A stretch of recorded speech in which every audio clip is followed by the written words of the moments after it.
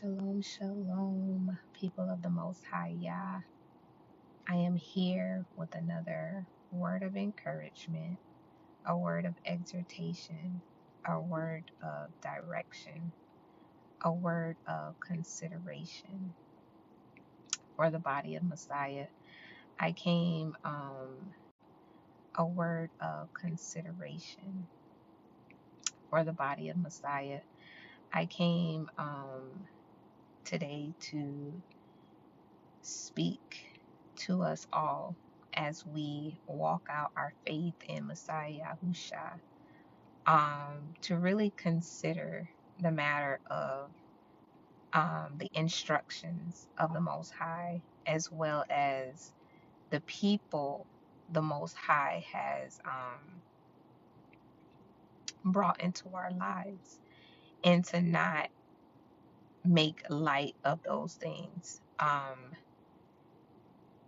To be aware, because we can have people in our life that the Most High has sent to encourage us, or we can have people in our lives that the Most High has sent to for us to be encouraged. So being able to discern between why we are in someone's life versus someone being our life is wisdom, because we don't want to be a deficit in someone's life, and we don't want someone to be a deficit in our life. So being able to seek out wisdom and uh, discernment to know uh, what's what, to know between those who are good, functional, that are in our lives, and those who are bad, evil, dysfunctional in our lives, so that we are not being sown into the wrong thing, and we are not sowing into others the wrong thing. So this word of encouragement was centered around us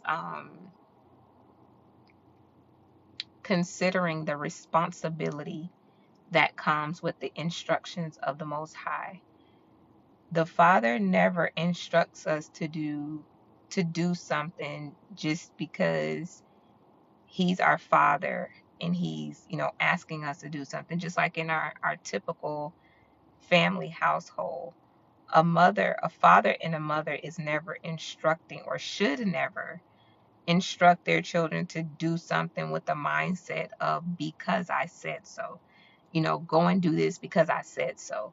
But everything that a father and a mother instructs their child to do, one has a responsibility on the one that's speaking the words of instruction, but there's also a responsibility on the hearer, because the Father, in his word, he says, Shema, O Israel, means listen. He's not just saying for us to listen with our ears, but to listen with our hearts, because the instructions that he's going to give, these instructions point us in a direction. And if I had to give an example, I would share that when he instructed Adam in the very beginning of it all, when he instructed Adam to be fruitful and multiply and have dominion over his creation, the things that he have created, and he gave him the instructions to eat of that which was good, but not to eat of the tree of the knowledge of good and evil. That was a weighty instruction. And I know for some, it may come across as, oh, well, if there's a cheese pizza in front of me and a pepperoni pizza in front of me, it's very easy to just choose to do what you're commanded to do. So if the Father said only eat cheese pizza, it's very simple to choose to eat the cheese pizza, because that's what we were instructed to do. But when there are two things set in front of us, and there is a deceiver that comes in to deceive us, then we hearken unto the words of that deception, then we fall. We're not being responsible for the instructions of eating the cheese pizza. And so the consideration of this word comes in that, when we are getting these instructions from the Most High, like Adam got the instructions from the Most High, it was not only about Adam receiving those instructions and walking them out, but it would be every seed, or the seed that came from Adam was to receive that same instruction, or the seed that came from Adam was to receive that same instruction and to carry it out. But once deception came in, and the woman was deceived, and she also brought forth her husband, and he was deceived, this caused a ripple effect in the instructions. Whereas when the Most High initially gave the instruction, it was not only for Adam, but it was for mankind. Every one that would be produced of Adam, his bloodline, his seed, his generations. But when Adam fell, he made he made light of the responsibility of the instructions in which the Most High instructed him, because these instructions brought forth life.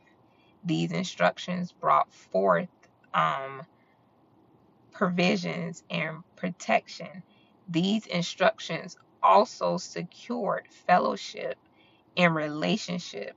So when Adam fell, he just didn't get kicked out of the garden, but he also lost fellowship. He also lost that protection, that provision that was just there. It was with Elohim, and it was given unto Adam and his wife. So likewise today, when our parents, or even if we're being instructed of the Most High, these instructions they're not just mere words. The instructions that come from the Most High, or the instructions that come from our parents, are intertwined with fellowship and relationship. They're intertwined with provisions. They're intertwined with protection. Um, and it has the ability to grow, to reproduce. So when we hold fast to the instructions, when we are responsible for the instructions that we are receiving, we're also being responsible for the things that come with it. For those of us that are parents, think about when you instruct your child to do something and they do it. There is fellowship, there is a continuation of relationship, there is provisions, there is protection. But think about a child who you give instructions to, and they don't hold fast to those instructions. They don't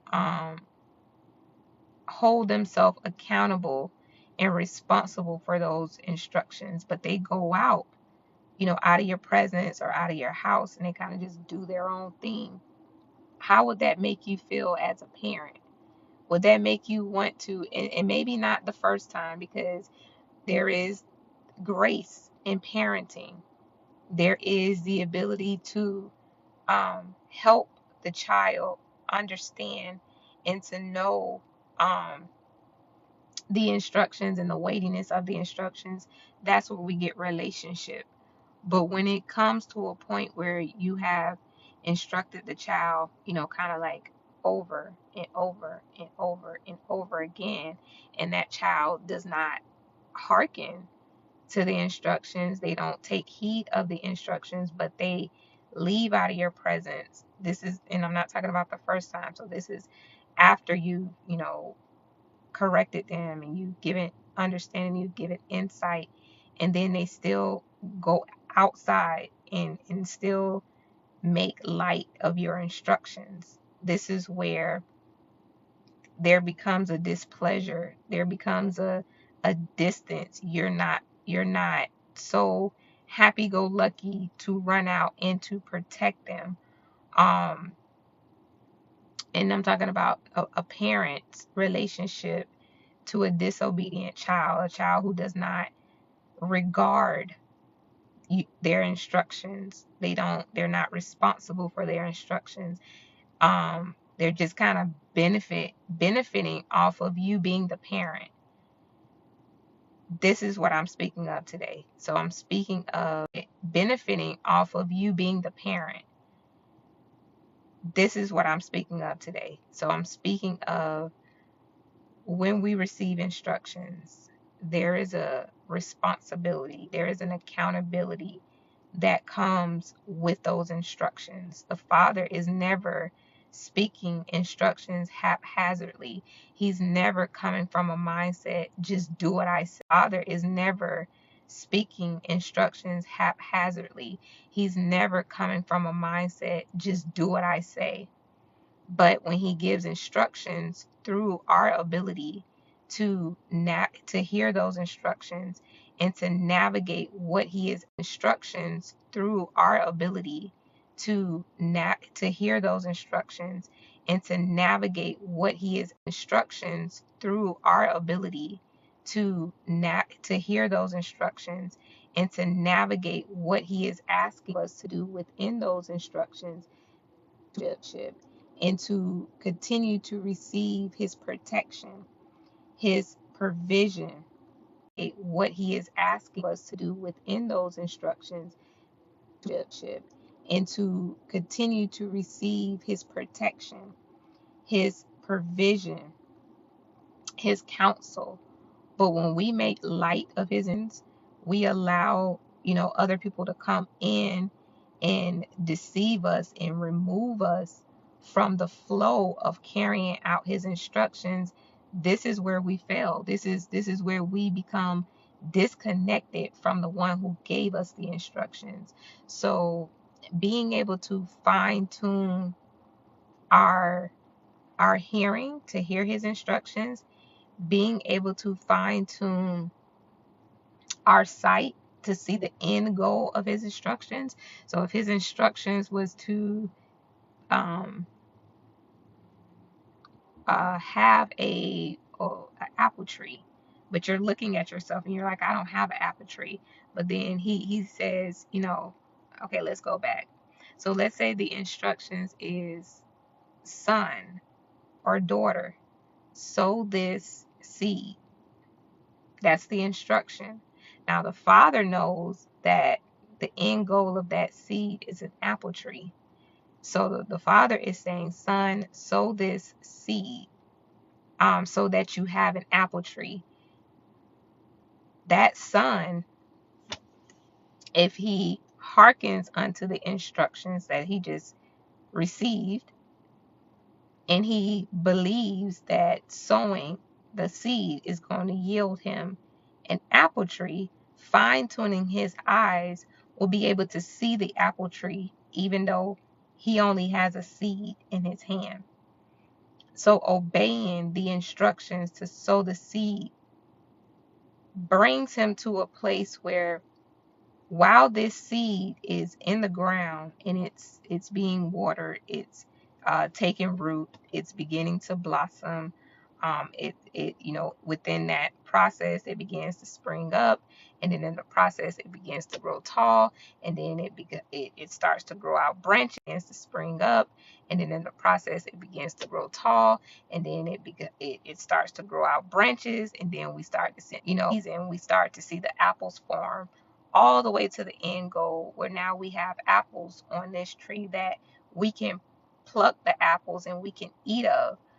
All of this happens because the son listened to the instructions and pluck the apples and we can eat of. All of this happens because the son listened to the instructions of the father, and in that entire process happens because the son listened to the instructions of the father, and in that entire process, the father is showing, he's talking to the son, hey son, look at, this is the time that the seed is now taking root. And then in another part of the process, he's saying, hey son, the seed is starting to bud, come out the ground or spring up and then bud. And then he's talking to the son like, hey son, go out and water. Hey son, just let's observe what has become of the seed. that you have planted in the ground. And so throughout every part of the process, the Father is in fellowship with the Son, so that the Son is not left idle in the waiting of the apple tree. But this is what I'm sharing that is a part of the responsibility.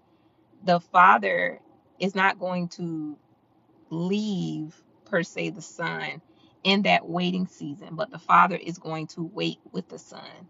The Father is going to fellowship with the Son. The Son can ask questions. How long is this process going to happen? What's going to happen when the tree starts to blossom and the branches grow out and the leaves come on? Father, what am I, they can start having a conversation. What am I to do with the apples when they blossom from the tree? So all of these take place within a person being responsible for the instructions that is given to them. But if we have a son who hears the instructions to um, plant the seed so that he can receive an apple tree, and that son is just like, I don't, okay, he makes light of those instructions. He does not plant the seed in the ground.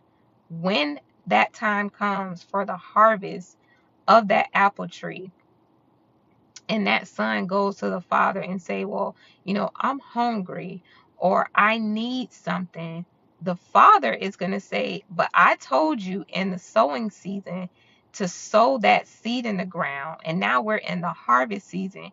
You don't have a harvest because you made light of my instructions.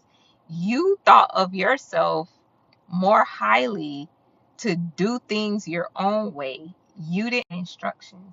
You thought of yourself more highly to do things your own way. You didn't want to sup with me. You didn't want to ask me questions. You didn't want to go through the process of sowing the seed and us watching and observing the seed become an apple tree. You just wanted the apple tree.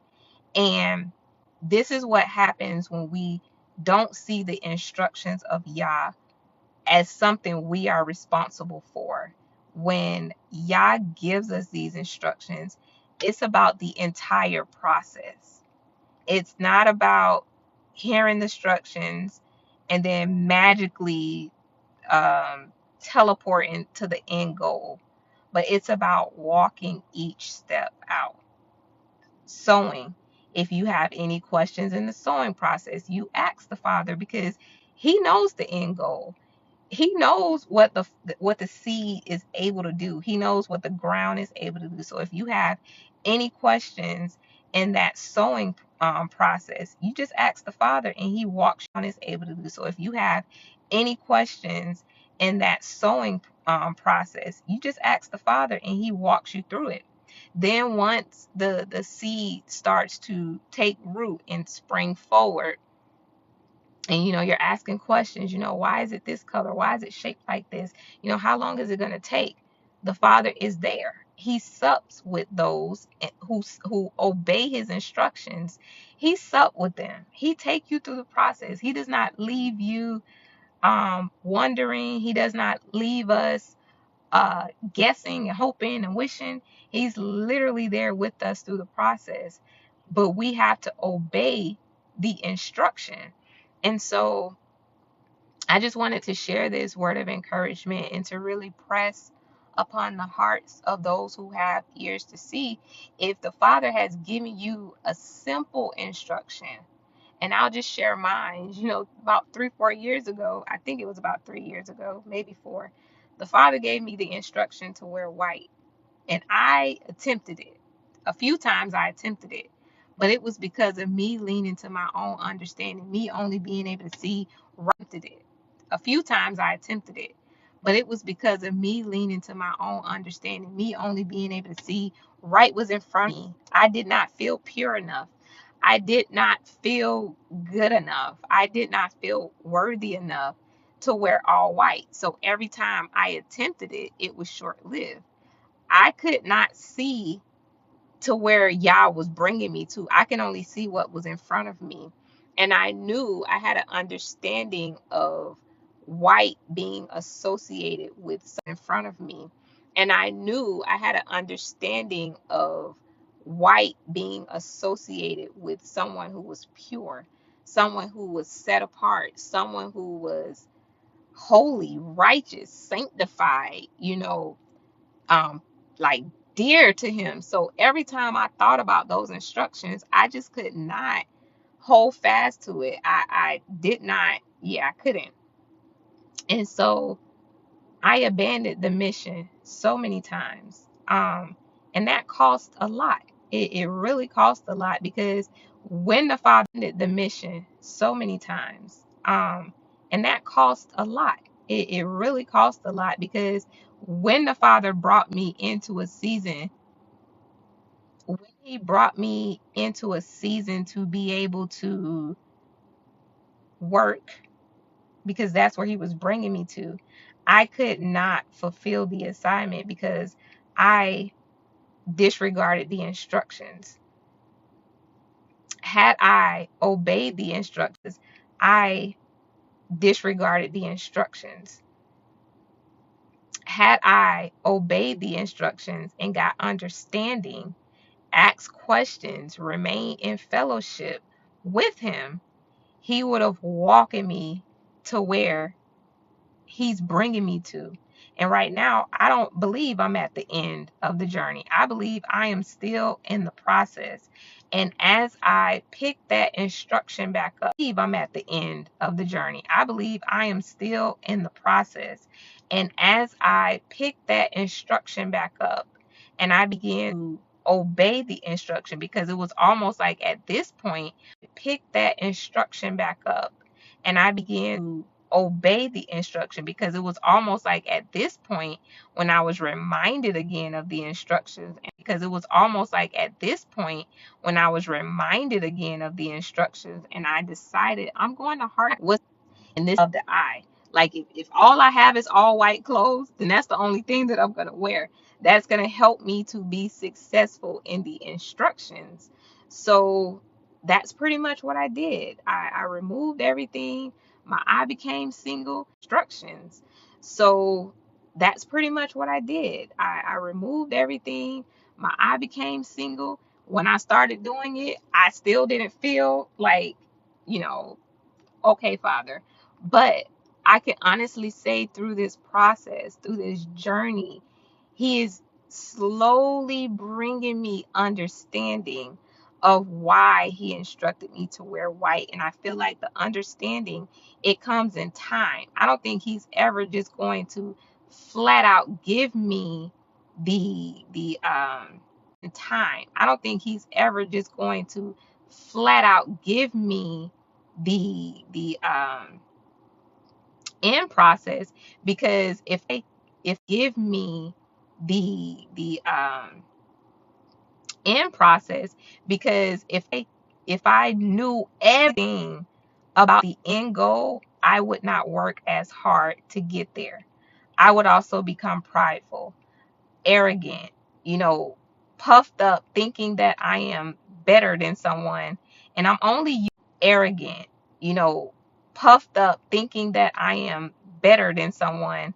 And I'm only using the example of wearing white because I play a, but for that specific thing, if I knew the fullness of the end, I would not be humble to walk with the Father through the process. So every day He gives me daily bread, that helps my Father through the process. So every day He gives me daily bread, that helps my understanding. It helps my commitment, and it helps me to be obedient to His instructions. And that was pretty much what I wanted to share in this word of encouragement, is that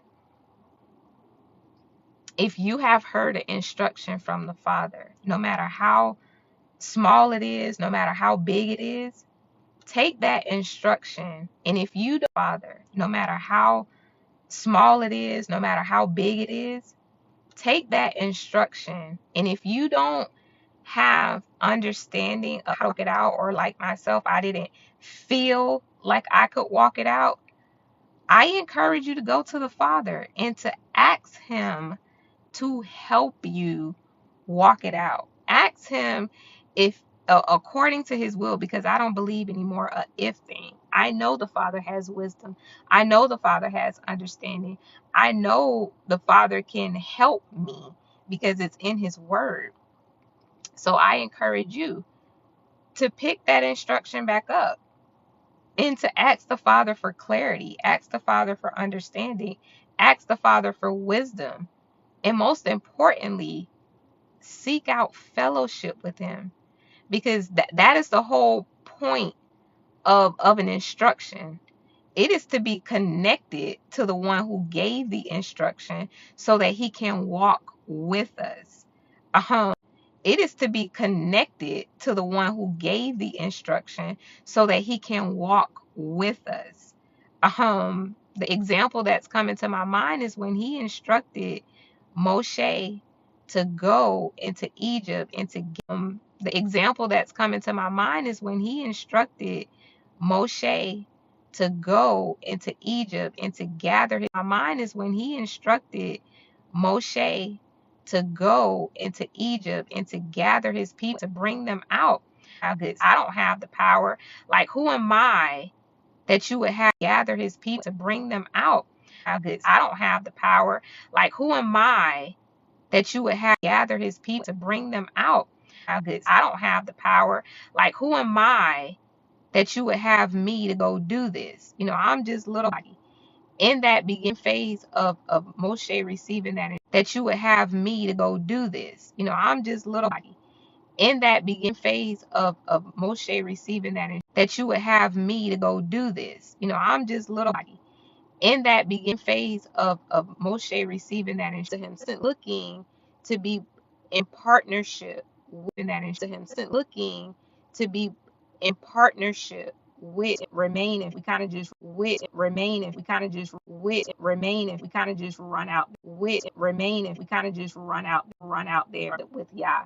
I run out there with Yah. I heard him out. No, run out there with Yah. I heard him out. No, run out there with Yah. I heard him out. No, being in His presence.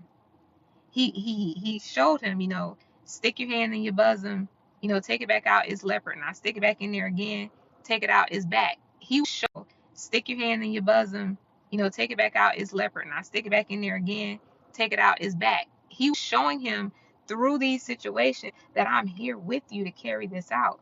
He was showing him through these situations that I'm here with you to carry this out. I am here with you to complete this mission. I just need you to be my eyes, my ears, my mouth, my hands, my feet in the earth to go get my people and bring them out. And so once Moshe started to understand this, he can single his eye on Yah. He then understand this. He can single his eye on Yah. He then understood, like, I gave me you to help me to carry them out. And it was through this fellowship, this relationship, and Moshe understanding the responsibility of the instructions that he received. This is this relationship, and Moshe understanding the responsibility of the instructions that he received. This is what helped him to navigate, increased that once they were out of Israel, now he had,